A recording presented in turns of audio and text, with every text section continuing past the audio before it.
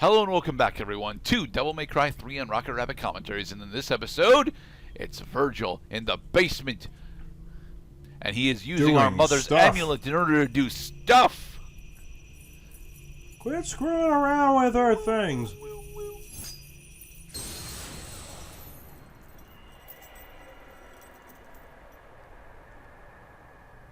The ritual is complete, or something. The ritual has begun, actually.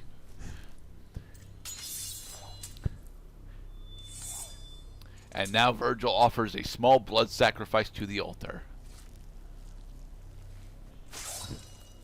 Right, a small blood sacrifice. Yes, a small blood sacrifice. There's more where that came from, baby. Way more. Alright, and where's the number 13? There it is. I don't honestly know where the number 13 is in here. I assume it's on the wall somewhere, but I'm not sure. I saw it. It's just because of the cruddy graphics, we couldn't really see it. Chaos' warm welcome. The door to safety is shut once again. Go. Fuck yourself. So here we have another collection of the chess enemies. I actually really enjoy the chess enemies, especially the boss that the chess enemies get at the very end of the game. Nah. I love that fight so much. That is such a cool thematic fight. Oh, you thought that we were not a big deal. Think again. Yeah, honestly, like, and that's a thing that Capcom games do a lot. Actually, is they'll just give you bigger versions of the same fucking enemies and say, here you go. It's got more health, it deals more damage, but he does exactly the same things as the other ones. Thing is, the chess enemies don't really fall under that, to be perfectly honest. Now, even the boss version of the chess enemies is honestly thematically different enough to be its own special encounter. More spiral staircase.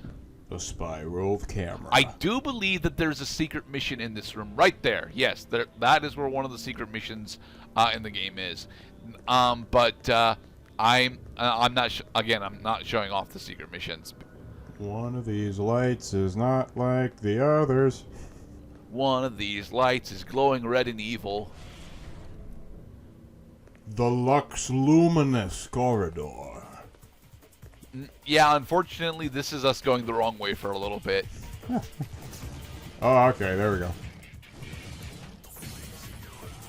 I actually need to go back in order to pick up a in order to pick up a key item. Oh, excuse me, pardon me, excuse me. Oh, no, this look puzzly. It's only a little puzzly, especially because. Huh. Bet you would never. There, puzzle solved. Yeah, because most players would have gotten stuck on the part that you have to. The breakable wall is not on screen. Not really. So we have gotten our first piece of orichalcum. I do believe we need 3 full pieces of. No. The 3 orichalcum fragments are later on. You solve the puzzle. You get the thing. The difficulty goes down.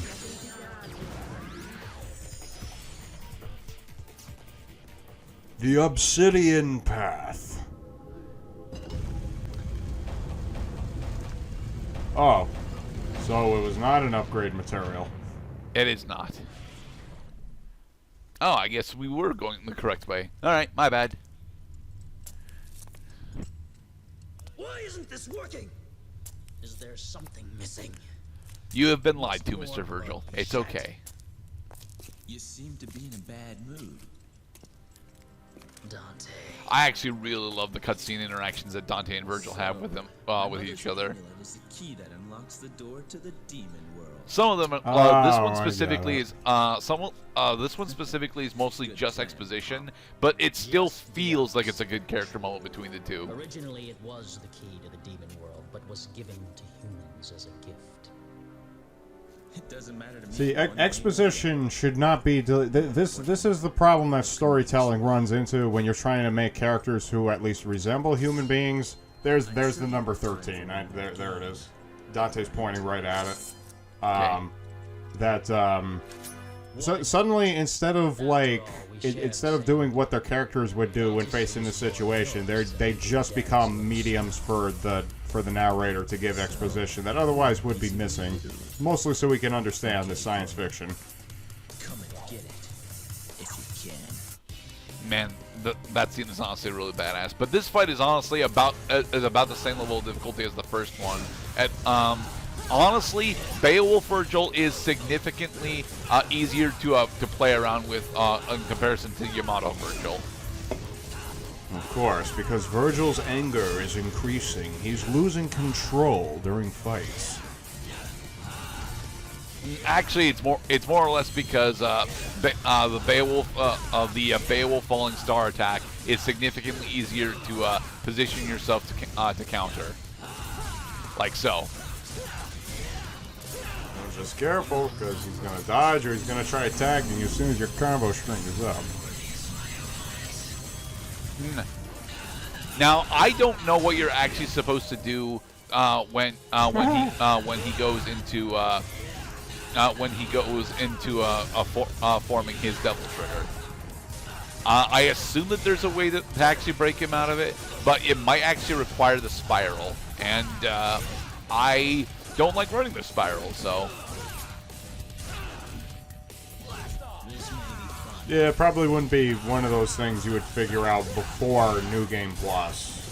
Right around this time, you would have the power and the know-how to figure a way through that shield that he raises when he's up in his Devil Trigger. Meanwhile, we are fucking destroying the shit out of him. Yeah. And that is marvelous. To be perfectly honest, okay, now he has gone back to fluctuating between Yamato and Beowulf.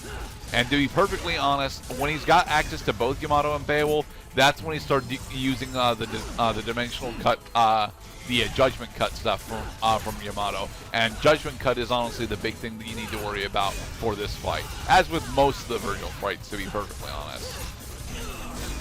Sharper than steel, merciless as the void. Also, his Devil Trigger healing factor is significantly better than ours, and I dislike that. You got a healing factor? I got a murder chicks on the ceiling factor. There.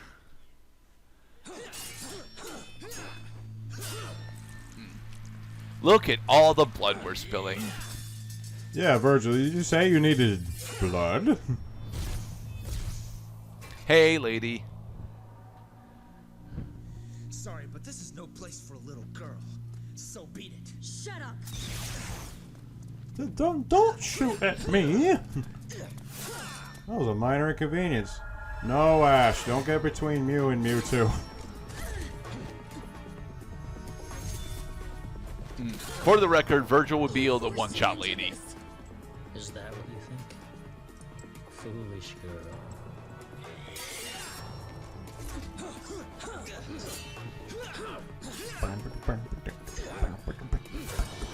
Honestly, lady, you're a bit too convinced. You're a bit too easy to convince when it comes to questioning your beliefs. Bravo! Hey, Jester. Bravo! I never dreamed that things would go so smoothly. Well done, everyone. Well done. You. Don't be a bad girl, Mary. Or you can expect a spanking from Daddy later. Plot Just as twist. Thank you, wonderful. I don't know where you came from, but you don't belong here.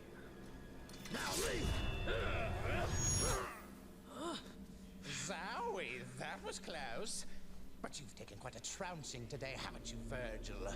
You could have chopped me into confetti by now if you were in tip-top condition. Indeed, he could. Damn you. You have lost. Hi, Arkham. Ah.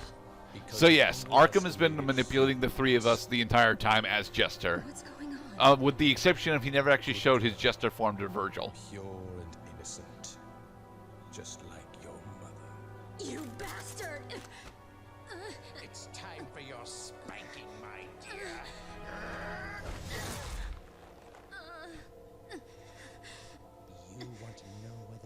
didn't break. Virgil? And Sparta's blood. You had everything you needed to unleash the evil. I told you The before. evil. I don't like anybody with a big mouth than mine. You are wounded. Right, we got it. Jester is fucking Magic Man. Is he the final boss?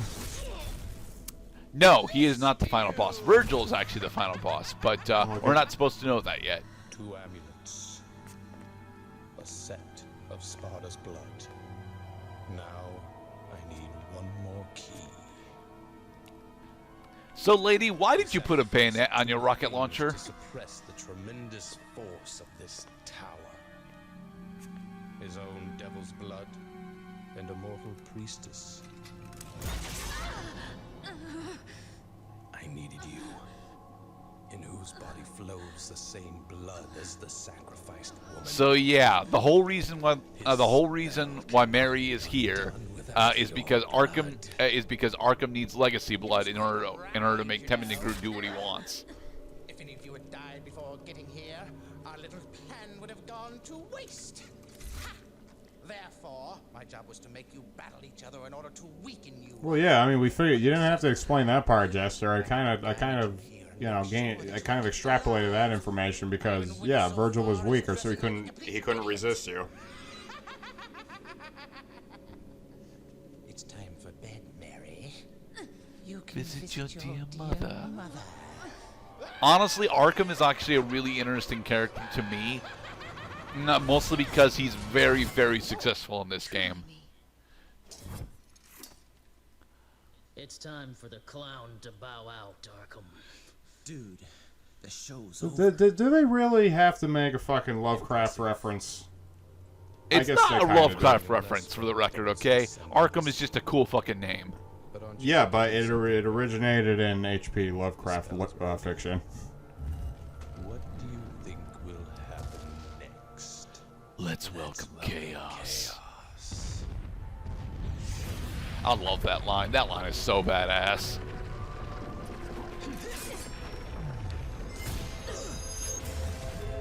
Alright, so finally, man with big fucking ego is powerful, as it turns out. This is the first action we've seen from this dude.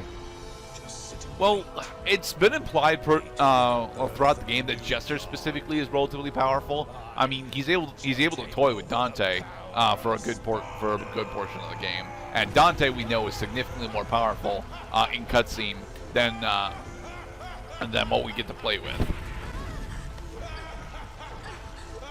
Cutscene power is arbitrary and stupid because ordinary Dante would just be running at the edge of the platform going, He ain't picking up shit with those swinging arms.